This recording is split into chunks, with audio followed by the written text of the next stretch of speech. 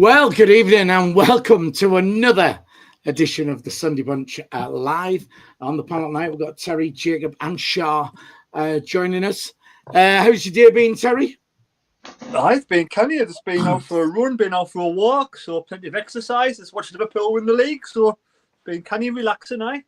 There you go. And Jacob, how is it down south? It's good, mate. Nice sunny weather. Congratulations to any Sunderland fan who participated in the London Marathon today as well. Right, there you go. That'll be me. I did it in a record time as well, personal best, and managed to get home in time to do the show as well. Shah, how's your day been? Hungover, the usual. Hungover. There you go. Right. Don't forget, of course, we are live, which means you can have your say via the live chat tonight. If you want to do that, we'll try and include as many of you as we can. SAFC, Tom already in there, Peter Saltgold, Mickey Stewart in there, SG's there as well, David Walker, Tony Lee, and our very own Emma. And we've got to say congratulations to Emma, by the way, who became a granny for the third time this week. So a round of applause for our Emma. Well done. Right, well, we'll kick it off with the match yesterday. 2-0 defeat again, 4 in a row now to Oxford. When you saw the team, were you happy with the team selection when you saw that, Jacob? Yeah, over the moon. I thought we were going to be going back to the high pressing intensity we were showing at the beginning of the season, what Reggie had picked from the beginning, but it was completely the opposite once the game kicked off. It was worrying to see which was a side close to what we were going to be, which we're probably going to be playing in the first leg, look so lethargic, look so slow in their build-up play. Showed, was it a lack of, basically we just had a lack of ideas, a lack of fitness as well, worrying. Really, it was basically played in the manner of a pre-season game, to be honest. Obviously, we'll come into more depth a little bit later, but yeah, very concerning. Right, okay. Just very quickly on the chat already, SJ says, those who say form doesn't matter, well, it does. It harms confidence, and 4 losses on the trot due to players down in tools once we confirm playoffs will affect performances. We will get onto that, SJ, because I'm one of those who disagree with you, but we will get into that. Terry, were you happy when you saw the team? Probably our best 11, to be honest, because Mendy wasn't available, so what the best we could do at that moment in time. Lefay stuck on the left again, but you got to take it into. Oxford were fighting for their lives. They're going to give 110%. They're going to be in your face and being passionate, and where we opposite, we just sort of saving ourselves for the bigger occasion, aren't we? So it's kind of what I kind of expected, to be honest. Right, fair enough. So the team came out, Shah. You saw it. Were you happy with that?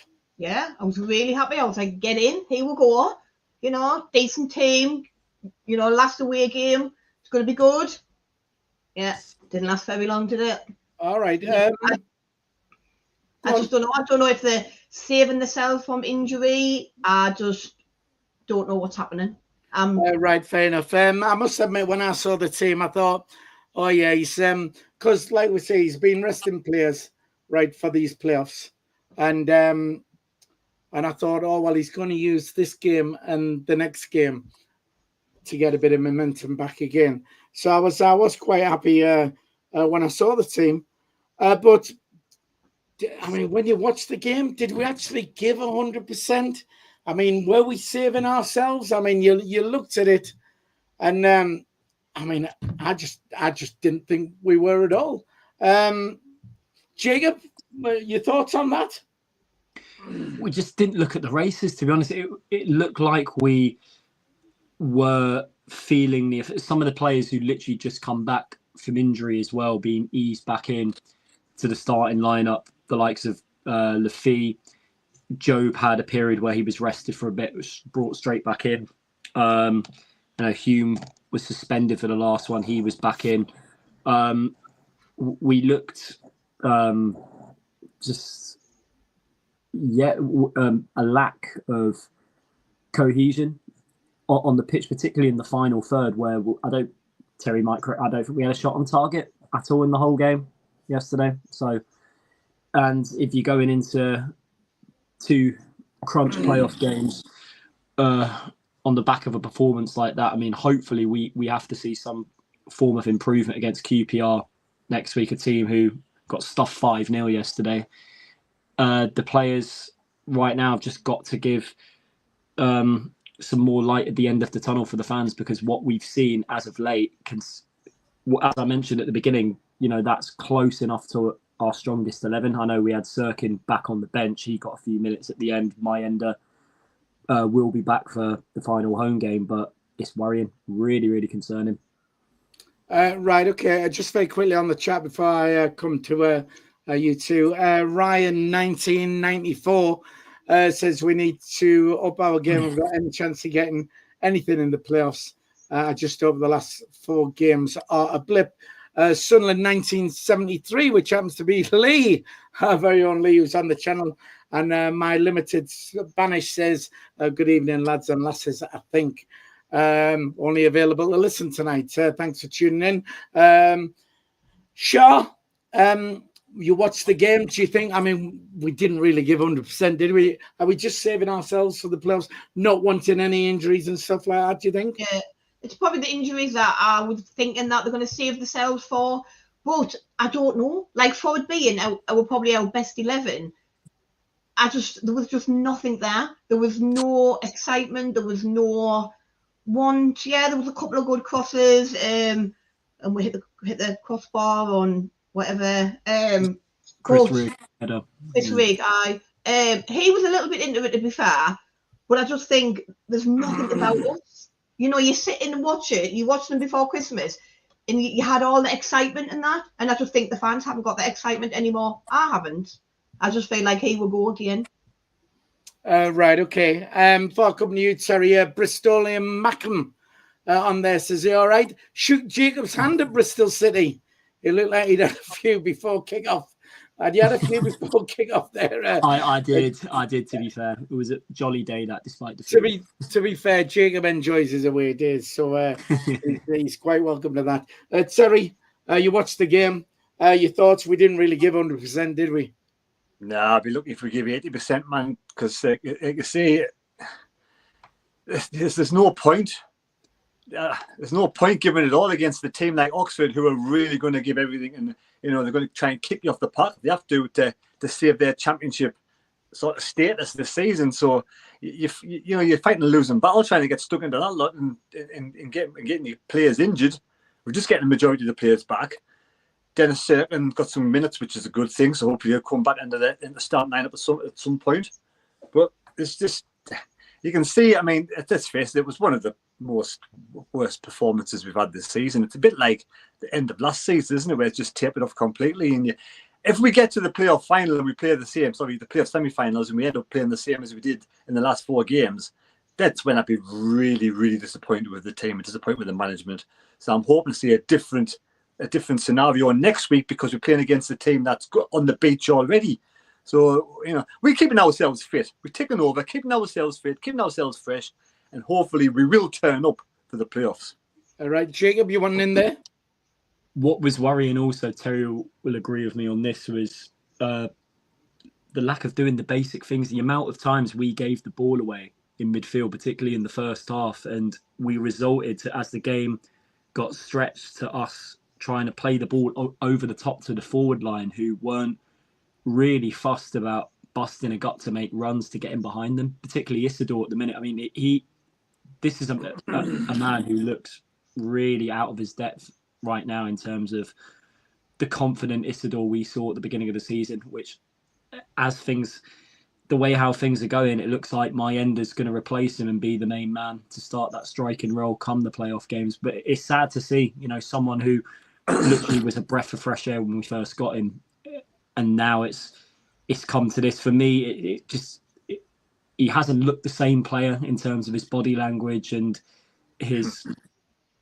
what he can achieve as a player in terms of using his good attributes since that Burnley game back in January. Right, okay. Yes, Gian there says hopefully Mendy starts off Asador. He's bang out of form, which is a lot of people are saying. Peter Sulkold says form is worrying, can't see it being turned around, like flicking a switch. Hope I'm wrong. Ben, who's Emma's husband, saying didn't catch the stream, but was listening on the radio, and Benno was going off it with the lack of effort. Just very quickly, we do try and hit 100 likes if we can on a Sunday night, so just hit that thumbs up. It'll take you a second to do that, and if you're watching and you've not subscribed to the channel, free to subscribe, hit the subscribe button. That does help us out. All right then, so go on, Terry. Yeah, I mean, let's face it, we'll find out when it comes to the playoff semi-finals whether it's a good tactic or not. You know, whether you can flick the light on and off, or whether you can sort of up your game again and perform. Because obviously, if we're flopping the playoffs, then we know it's been absolute waste of time doing what we're doing, and it's been bad, obviously, from the whole side of the coaching side. But if we turn up and we do really well and make it to Wembley, then we think, yeah, it was a class decision. So it all depends. You know, we can complain as much as we want now, and it's sad to see them not turn up and not put a performance in one of the worst performances. They couldn't pass the ball. This hopeless ball over the top to Isidore just does my brain in. And it's sad for the away fans going down there cheering the lads on to get that kind of performance.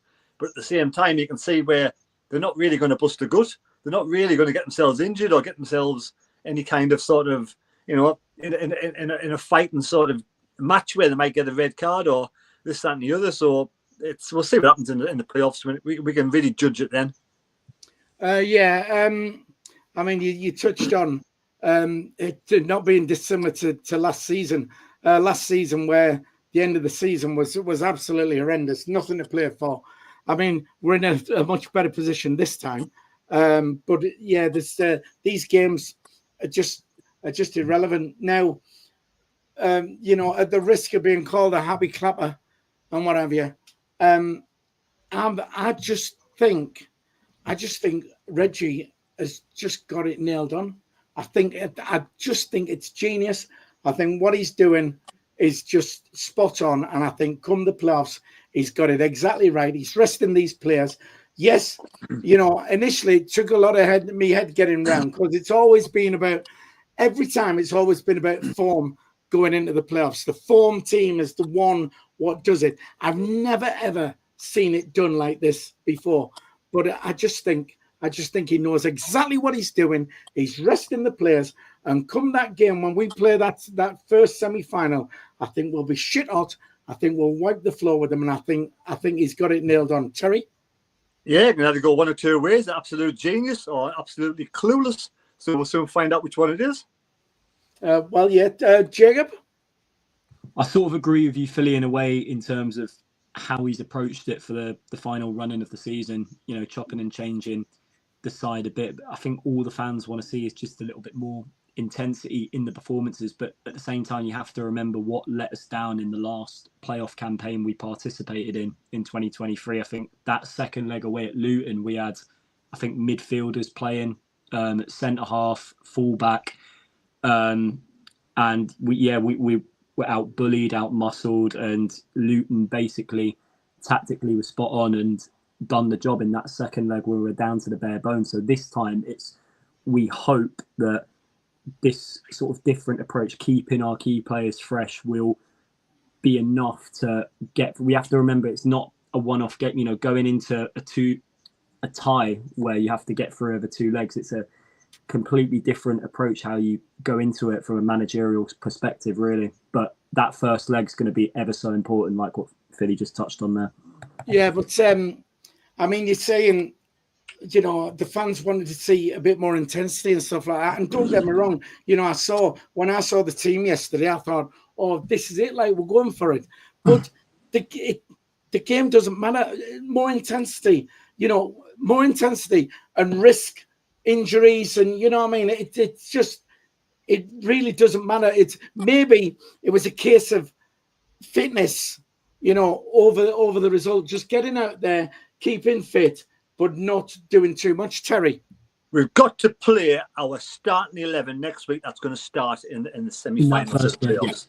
Correct. Simple as. Mienda's got to start up top. Lefebvre's got to come in the middle, or if obviously there's no one on the left-hand side. I'm hoping Mundell's back soon, but I don't know when. I don't know what the news is. I just heard he was back for the playoffs. I don't know if that's possible. If he's not, then it looks like Lefebvre's going to be shoved on the left-hand side, doesn't it?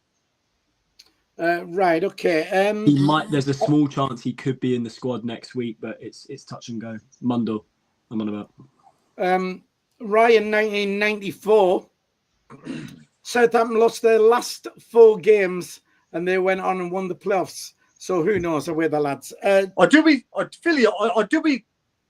put Lefebvre in his correct position and have Isidore on the left and Mienda up top until Mundell gets back? I don't know. I've got that as I'll come on to that because it's something I was going to sort of touch on anyway. Sure. Reggie's playoff plan, rest in the playoffs and results not mattering. I hope he has got it right. I really, really hope he has got it right. And I hope like they've all saved themselves for this semi-final. I hope we're all proved wrong, especially me, who held a hands up and said, "He's a playing shite. Like, get your team in, get your starting 11, play every game that you want to win." But I really hope that it is holding everybody back and the players are holding themselves back. I really hope I'm wrong. And if not, I just don't know. I just hope we're not going to go into next season like this. I just thought, I mean, initially when I saw that team yesterday, I thought, he's going for it now on QBR.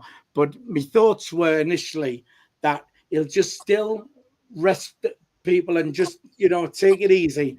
And I thought the QBR game is where he'll put his playoff team out there, his strongest team, and he'll go for it from there, get a nice win there, going into it there, and with fresh players. Terry? Yeah, I mean, that was his best 11 yesterday that was available, and you've got to keep the players ticking over each week. There's no point resting players now when they're going to be spot on fit for the playoffs. So having them giving them 60, 70, 80 minutes yesterday and ticking over is keeping them, match fitness level up. Yeah. But, I mean, you're right. It was the best 11 available to him. But that best 11 didn't go out there and bust a gut. So, no, like I said, there's no point. So it's a case of putting the best 11 in and getting them some minutes on the pitch. Tony Huntington on the chat says, you can't just turn it on. Cloud Cuckoo Land, if you think we can. Well, why? I've not seen it done before like this. I've got to admit, I mean, it's like I said, for me, it was always about a momentum thing. It always has been.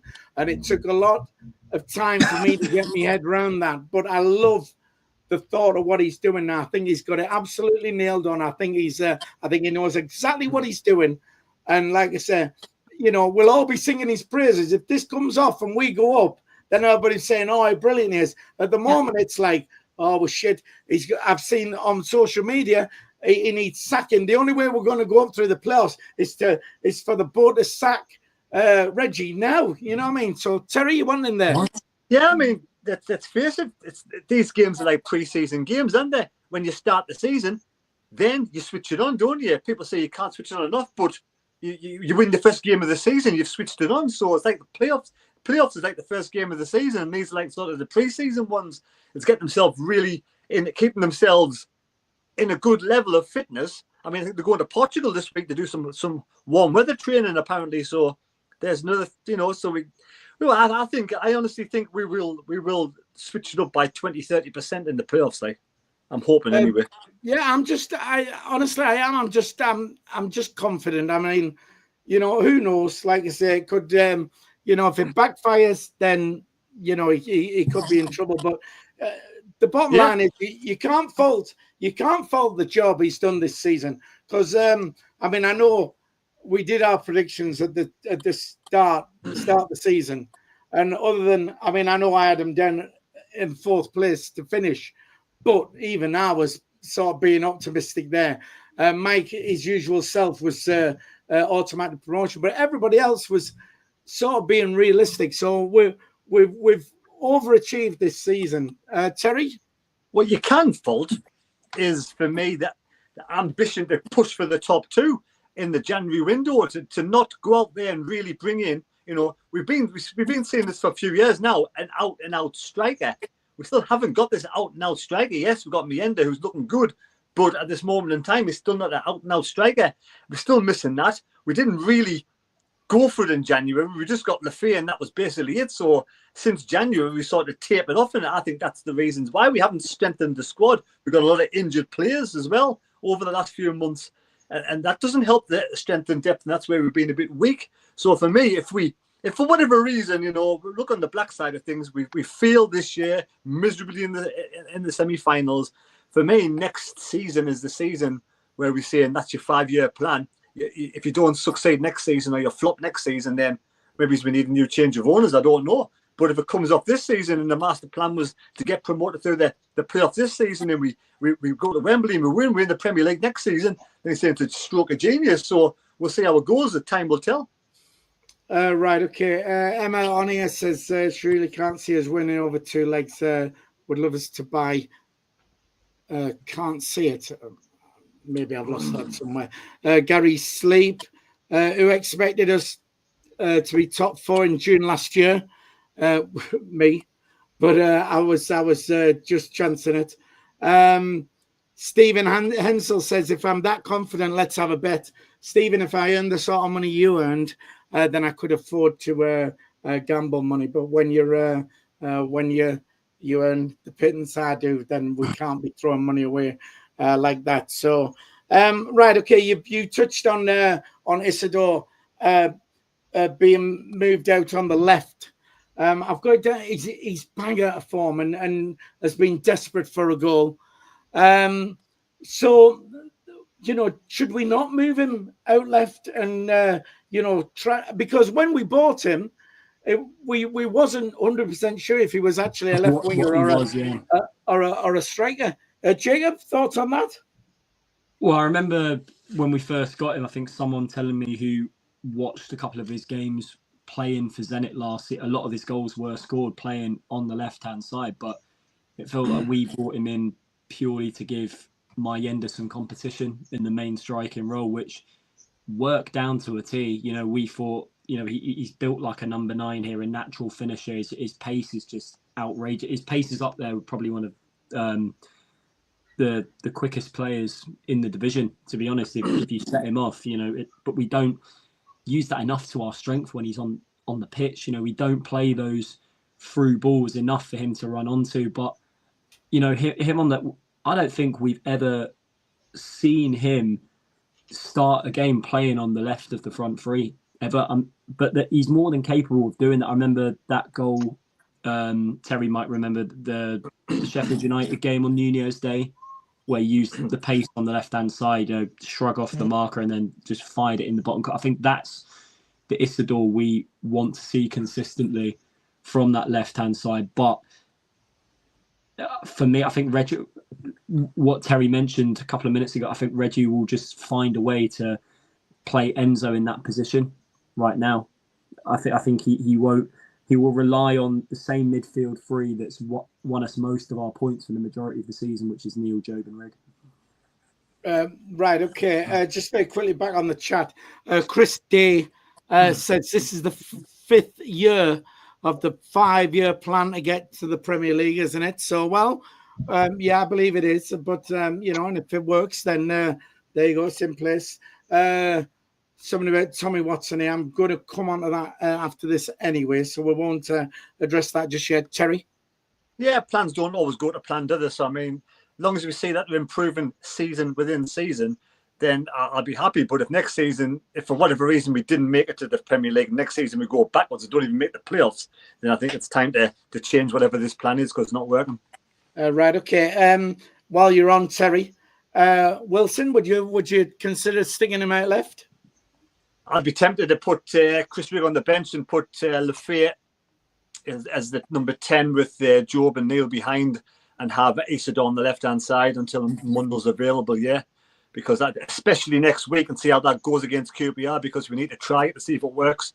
And the only way we're going to do it is by setting up that way. And against a team like QPR got stuffed yesterday, they're on the beach. It's a good time to really try out and try some new things. So, yeah, definitely 100%. Right, okay. Dave comments on there, which is to everybody else, is Dave the Rave. Says we were poor. Hopefully we'll get an up through the playoffs. John Ruddock says the problem is the owner. He only wants to make money out of the club. I think somebody who has money, who's a business person, I think if you're going into football expecting to make money, I think there's very few football clubs where you make money out of. So I think this club's possible though, because if we got promoted this season with the shoestring kind of budget that we've got, maybe the 15th expensive wages that we have, he could sell this club for a lot of money over the summer and double his money, I think, easily. Well, I don't know. Jacob, you're one his honest, KLD's biggest test is if we do go up. For me, that's where the fans will evaluate the ambition in terms of what we have in order to stay in the Premier League because I imagine they have a set target of what we want to do in the first few years being in there, but it all depends on the players we can bring in, to be honest. And they'll have I reckon they'll have targets in mind if we go up and if we don't go up. They're thinking about it now. Right, okay.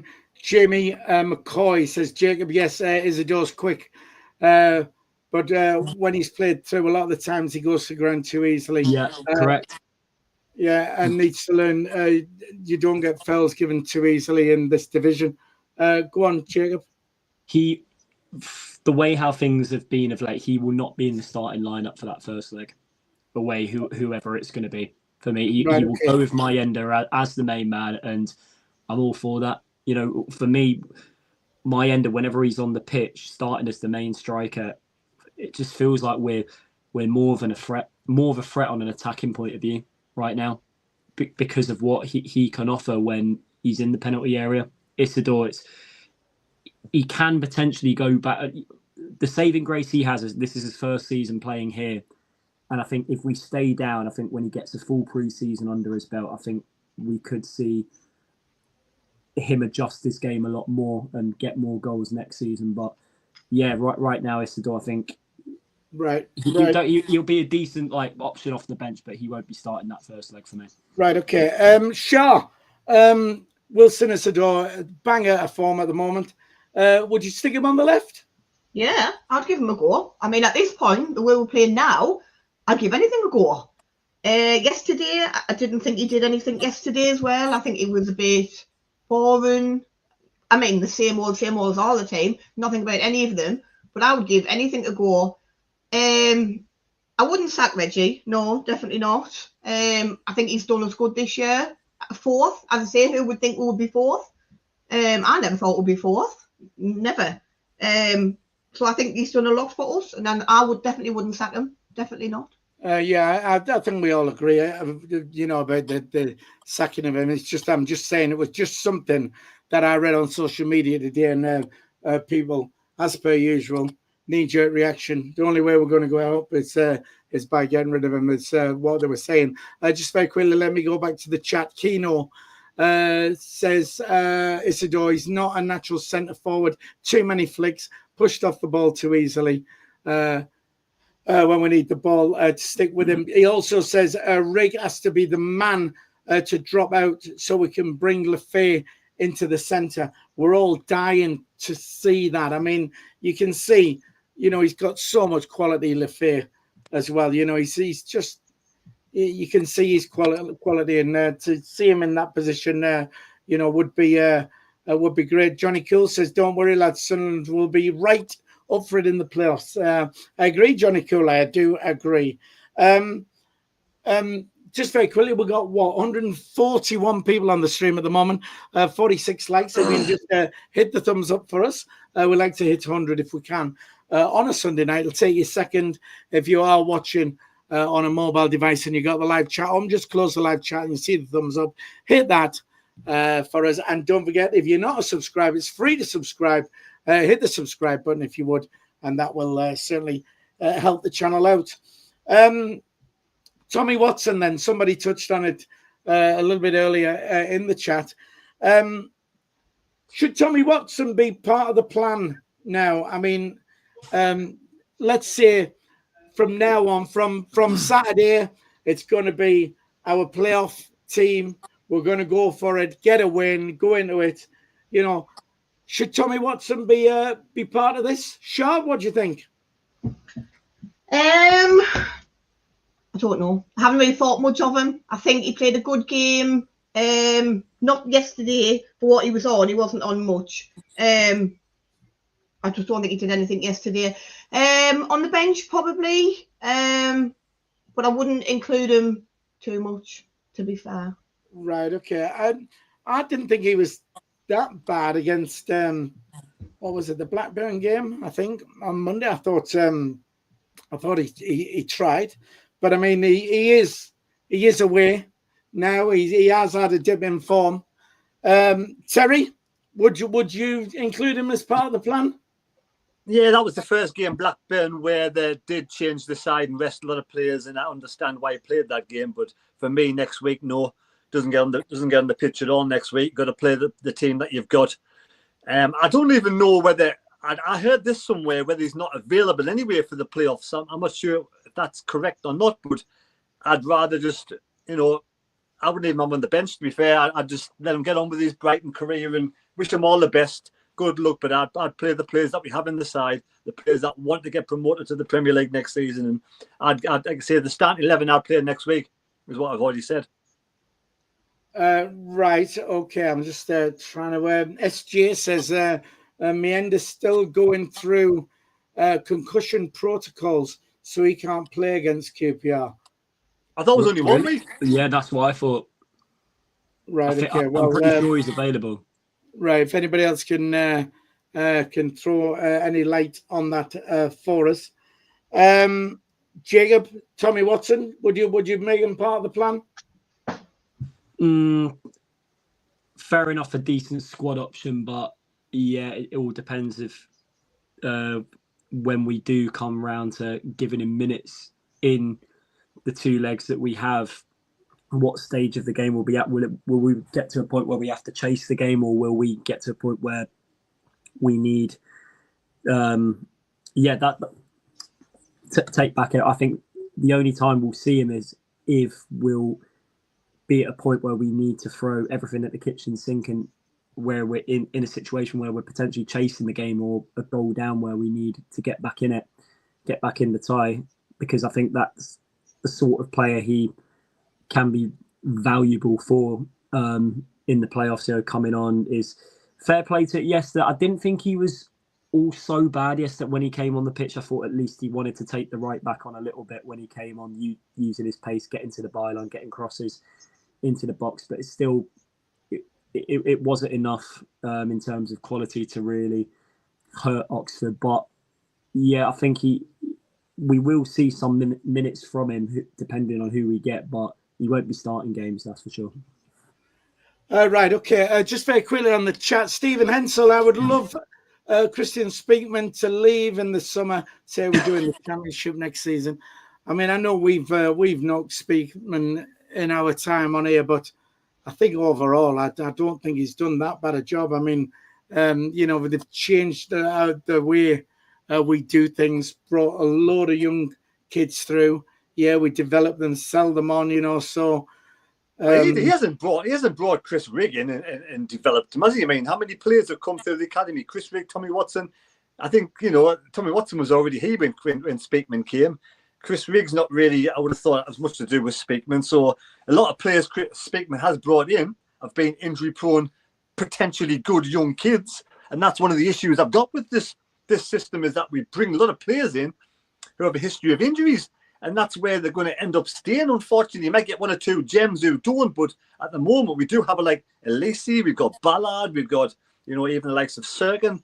Good players when they're fit, be ideal, but they're constantly on the bench, or injury table. So we need to change that plan. We kind of go to see if we get promoted to the Premier League, do the same sort of situation. It's got to change completely. So right, okay, the jury's out with Speakman with me. I'm not a massive fan, full stop. Yeah, so but I can see some good he's done. But at the same time, he's brought in.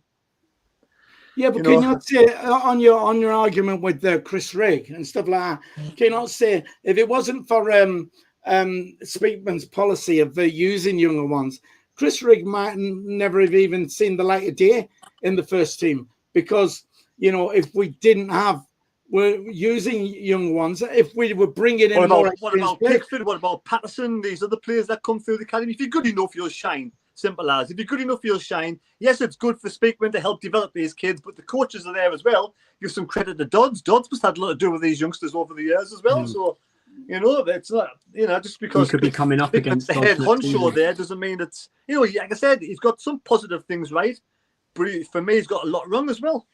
Right, okay. Chris Day says Mendy can play. Watch the interviews on the 27th, so he's all right. On the subject of Dodds, Stephen Martin says, again, since Dodds left, we've been shite. SJ says, no to do with Dodds. Fans thinking he's some sort of super coach. Give our... I mean, we did say we didn't rate him as a manager. To be honest, he's stumbled a bit now at Wycombe. I mean, Wycombe were up there and pretty much nailed on for top two, and now they're going to have to try and do it. They're going to have to try and do it through the playoffs also. Right, okay. I'll tell you what. I just wanted to ask who you think. Who should be our penalty taker? Do you think? Because we're going to get into this stage of the season now, where penalties aside, if it goes to penalties to settle the game. But I mean, if we get a penalty now in one of these games, it's going to be more crucial than ever, probably, that we stick it in. Who would you fancy yourself, Jacob? I had a long, hard think about this of late, Philly. I won't lie, but you know what? I've got a feeling it could be Enzo.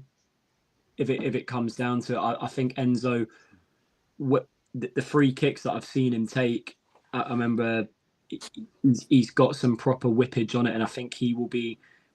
I think he'll be able to cope with the pressure well in terms of the levels he's played at before, and I think he'll have the skill and nous to bury a penalty when there's a lot of pressure at stake. So yeah, I'll go for Enzo. If not Enzo, I'll potentially go with Mayenda, because I think he's our next biggest goal threat at the minute. Right, okay. Just very quickly on the chat before I pass this round. Keno says, agree with Jacob. Don't have anything against Watson, but due to the potential toxic reaction term, I would not consider starting him. Ian Brown says, last 15-minute player for semis and finals for Tommy. Keno says, we'd be nowhere near fourth without Speakman. Stephen Hensel, they're always injury players, meaning they brought them in. SJ says, who brought the academy coaches in? Stephen Hensel agreeing with you there, Terry. Johnny Cool regards Watson. If it means promotion, then yes, play him. It's Reggie's call. Shaw, who do you think should be our penalty taker now then? I don't know. Yeah, I agree with Mayenda, definitely. Enzo, don't know. They would be probably my two top ones as well. I thought I'd throw there. I would say Mayenda, then Enzo. That would be two. That would go that way around. Right. Okay. Terry, for you, who's your man you would put on penalties? Wembley final. Oh Jesus. Enzo, Mundell, Mayenda, Hume, and Job. I'm not even thinking about a penalty shootout. I'm just thinking that if we get a penalty now, between now and if there is a penalty shootout, it could be crucial. Who do you think should be our man taking the penalties? I think if he was fit, Mundell, but if not, then I think it's between Mayenda and Lefay. Right, okay. Different people on the chat are saying Bellingham Lefay, Meander, 100% Hume. Chris Day says down there. Other people saying Lefay, Hume chucked in there. Dan Neal is in there as well with a shout. So, right, okay. What about then? I mean, we lost yesterday. Didn't put in 100%, but would you give a man of the match to anybody, Terry? That's difficult, isn't it? I mean, I thought Roberts was awful yesterday. I thought he was probably the worst player on the pitch, in my opinion, but that's just one of those things. There wasn't many players much better than him. I was happy to see Dennis Certain come on the pitch. I was pleased with that, but man of the match? That's the hardest question Philly's given us for a while, I think. It is a really difficult question. I'm just gonna NA it at the moment, I'm afraid. Right, okay. Not applicable, should we say? Right. Short, did anybody shine for you yesterday? I like the first goal that Pato saved. Then he seemed to have went down. Probably Chris Rigg for about the only decent shot on goal. That would be about it. Nobody else. No. Right, okay. Jacob? Listen, I've got to pick someone. I thought Job wasn't too bad.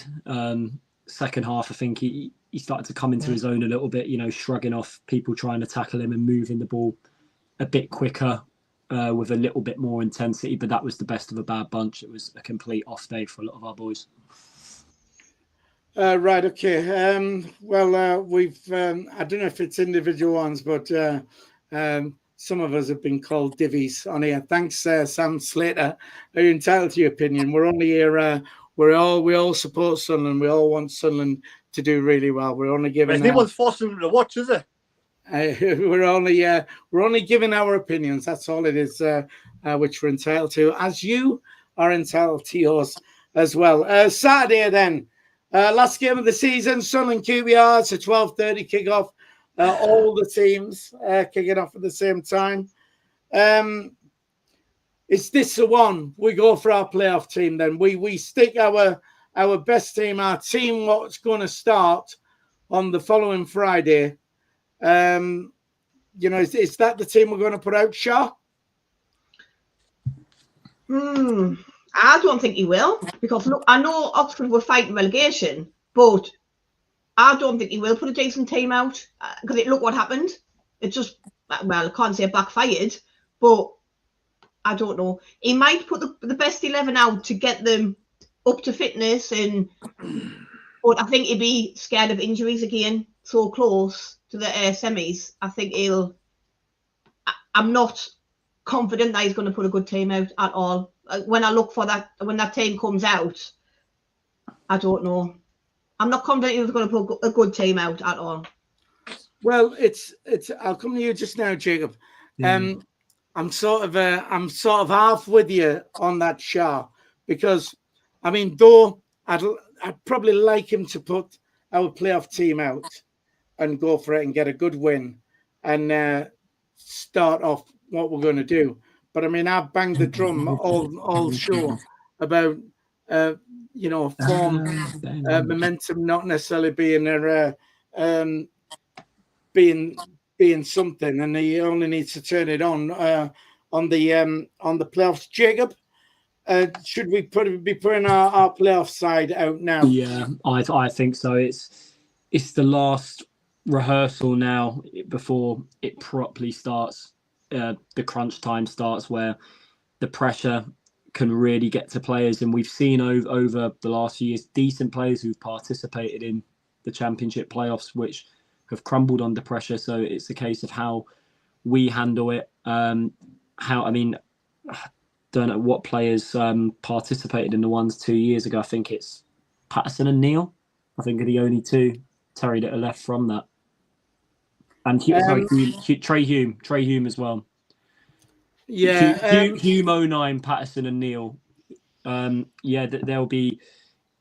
Was it having a lot of chats with the squad this week about how they can inflict that confidence onto the rest of the squad players who haven't been competed in playoffs before. So Yeah, it's going to be an interesting one. But yeah, for me, we have to go out with our full strongest 11 and basically say to the players, I want a reaction better than what you showed the previous week at Oxford. Yeah, I think I've probably got to agree with you. I mean, they've been a hard watch these last 4 or 5 games, nothing to play for and stuff like that. And I'd like to think we have the promotion team, the playoff team out there. We'll go out on Saturday. We'll bang 5 in, nice 5-0 win. Everybody's confident. The fans are back on side and going, this is it. So everything with what's gone before has been a ploy to get to this, and it just gets it's just going to lift everybody. And I just think that for me is the way to go. Terry, yeah, you can only keep them wrapped up in cotton wool for so long, and then you've got to get about momentum, about confidence, and about getting back to winning ways, and that's what you've got to do. Simple as, you cannot rest players in the 90th minute. You've got to get out there and play the first 11. The only one I'd be tempted to start in the playoff semi-finals would be Serkin over Yelda. So what you do with Serkin over this next week and what you do in that match is another thing. Do you start him for 60 minutes or do you bring him off the bench in the second half? But for me, he's the player when fit. I think is better than Yelda, and I think he'll match up and sort of interlink better on the left hand side with whoever's on the left hand side more than Yelda does. Yelda yesterday seemed to be always getting in Lefay's way or in his sort of his space. So I think certain natural left hand side left back for me. We need him fit, and how we do that, it's up to the coaches to find a way to get him so he's ready to start for the playoff semi final. Right, okay. Just very quickly on the chat here, I don't know if you've seen it on social media today. Mickey Stewart says, what happened to Chris Rigg with the Sunderland fans at the end? I don't know if have any of you seen that? Have you not seen it? There's something kicks off. Yes, Jacob? I know there was something that was said that got to one of the players' heads a little bit, but I didn't realise if they're saying it was Rigg, then yeah, it might have been. I know it ups. Something was said from the crowd apparently yesterday that upset the players a lot, and they weren't having any of it. But I didn't know Rigg was involved until you've mentioned it just now. Right. Okay. So Saturday, let's say we put our main team out. How important do you think winning that game is over? We put the playoff side out. And even how important is getting the win? How important is it's going for the win over? I mean, I know we're all saying it's nice, but the last thing we need is injuries. if we've took our foot off the gas to avoid players getting injured for the last 4 weeks, 5 weeks, whatever, if we've done that and then we go all out on Saturday and pick up some injuries, it makes the last 4 or 5 weeks pointless, really. So, how important is the win over protecting ourselves, Terry? It's really important to have it to get back to winning ways, to get the momentum going, to get your confidence going. Look, you can save buts and maybes. Or if this player gets injured, this player gets injured. A player can get injured any time, to be honest, in any game. But you've got to get out there. You've got to play football, get them up to match sort of fitness, back to the level where at the beginning of the season or midway through the season. I guess like people have said, we're in 4th place for a reason. We've had a decent season. We've just took our eye off the ball for whatever reason it is.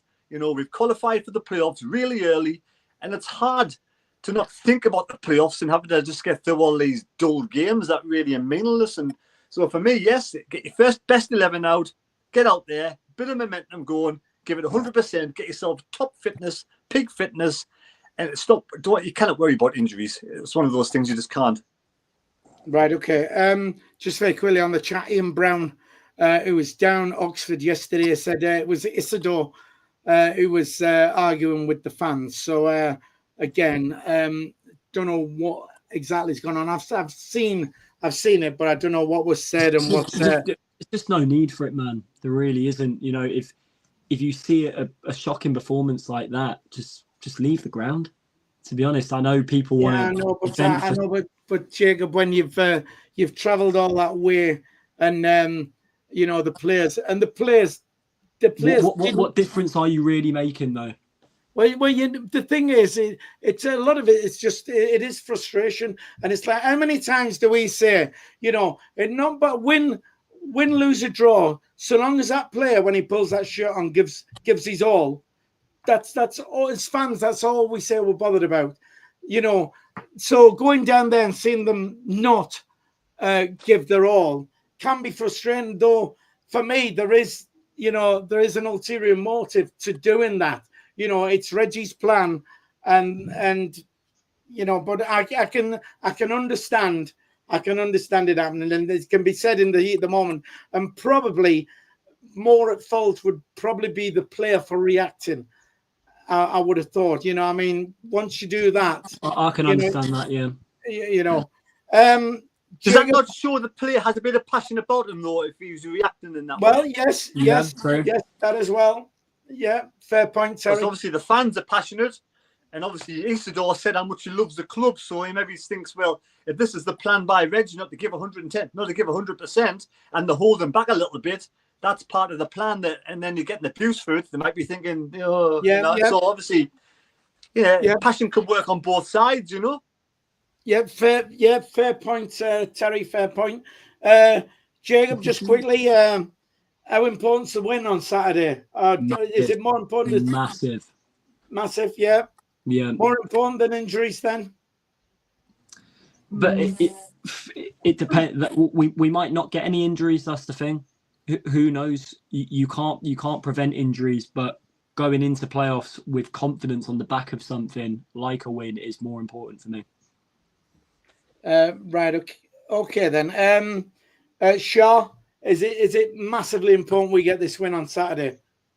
I think it is. I think team morale, fans morale. I mean, if we lose, what's that? The 5th back-to-back that we've lost. Yeah. You know, it's not good. And you're on about like fans and players reacting. They get paid to go out and do a job, to play, to play, not to mess about, not to just think, well, I might get injured. They're paid to do a job that, to me, they're not doing in whatever way or form. If the team's not gelling, they're not putting 100% in. They get paid to put everybody's job. You get paid to do 100%. And if they're not doing their 100%, fans are going to get frustrated.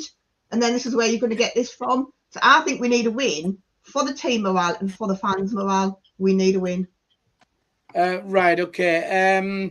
Just very quickly on the chat, Stephen Clark, Isidore needs to start scoring goals again. Ian Brown makes a point here. QPR have got nothing to lose. They will foul us here and there for no reason. You know, I mean, they're on the beach now. Emma says we could get an injury in the first minute of the first leg, then snookered part of the game. Always at risk. Right, okay, let's get some predictions from you then for QPR on Saturday. Terry, what are you saying? 3-0 Sunderland. Oh, that would be nice. Jacob? 2-1 to the lads. 2-1 Sunderland. Sharp? 2-0 to Sunderland. 2-0 Sunderland. Oh God. Down to 3-1 again. I'm sick of not getting it. We've not scored a lot of goals for ages. And I think we need to. So you know what I'm going to do? I'm going to say a nice 4-0 to Sunderland, even though we always concede a goal somewhere along the line. Stephen Hensel says 5-0 to Sunderland. Emma says QPR second team, so 1-1. Apparently, Ryan says 4-1 Sunderland. We are running out of time here, but let's try and get some more likes before we do. We do try and get 100 if we can on a Sunday. We've got 162 people on the stream at the moment, 81 likes, so we've got 19 more people can just hit that thumbs up. That'll let us get us to the magical 100 figure. And more importantly, of course, if you are watching and you're not subscribed to the channel, it'll take you a second to do that. Just hit the subscribe button. Doesn't cost anything. And that does get our subs up and will, again, help the channel. Right, okay. It's between Sheffield United, Bristol City. Obviously, we're in Sheffield United, Bristol City, Coventry, Millwall, Blackburn, and Borough. Who would your ideal semi-final opponent be? First of all, out of them, who I mean, obviously can't be Sheffield United. So Bristol City, Coventry, Millwall, Blackburn, Borough. Shaw? I think I want to say either Borough or Bristol City. I can't Borough, pick Bristol City. I mean, if Bristol City win at Leeds tomorrow, then it is definitely Bristol City we have in the playoffs. But if they don't, then it could go either way. Terry, who would you fancy? Bristol City, Coventry, Millwall, Blackburn, Borough. Well, I didn't think Blackburn were clever when we seen them play the other week when they beat us 1-0. We had our 6 reserves out. So personally, let's see Blackburn sneaking if that's the case. Yeah. Jacob, for you? Any of them. Forget all, particularly even if it's Coventry, forget the awful record that we've had against them. But that's been in one-off games. It's a different kettle of fish when it's a two-legged tie. Right. Okay. Right. Well, one more before we go. Then we've won the semi-final. We've got to Wembley. We haven't had to cancel our hotels. We're all down there for another Wembley weekend. Who are you having in the final? Who are you going for? Jacob? Chef, you. I think in a one-off game, wide pitch at Wembley, I think we beat them in a one-off game, man. Right, okay. Terry, who are you going for? Beat Millwall in the final. It'll be a good game. Alex Neil, who got us promoted last time, will beat them in the final. Right, okay. Shaw? Don't know. Bristol City or Middlesbrough again. I don't know. Right, okay.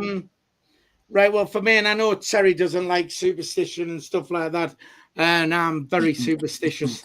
But for me, I would go for Sheffield United, and only because I've done a bit of research this week on them, and they've never been promoted through the playoffs. 8 times now they've been in them. They've been to Wembley 4 times in the playoffs. They've lost every time.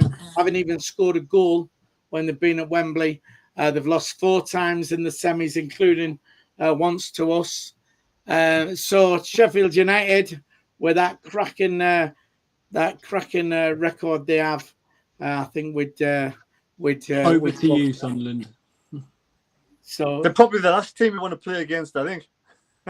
What, Sheffield United? Well, who knows? It cannot be a red and white final, red and white stripy final, can it? Listen, that just about wraps it up from us for tonight. Don't forget, if you can get yourself to the game on Saturday, go and get behind the lads, support the team. And I feel I've lost my train of thought. Listen, I'll tell you what. Just say goodbye, Philly. Yeah, I think we will. Terry, just say bye to everyone. Goodbye, everybody. Have a good week. Mr. Fireworks. And Jacob, just say bye to everybody. Bye, everyone. Have a solid week at work. And as I always say, keep the faith. Keep the faith. Keep the faith. Shaw, say bye to everybody. Bye, everybody. Right. Thanks so much for those tuning in. Don't forget to like, share, and subscribe. If you are a member of the channel, you'll see your name in the credits at the end. So watch for that. See you later. Bye-bye.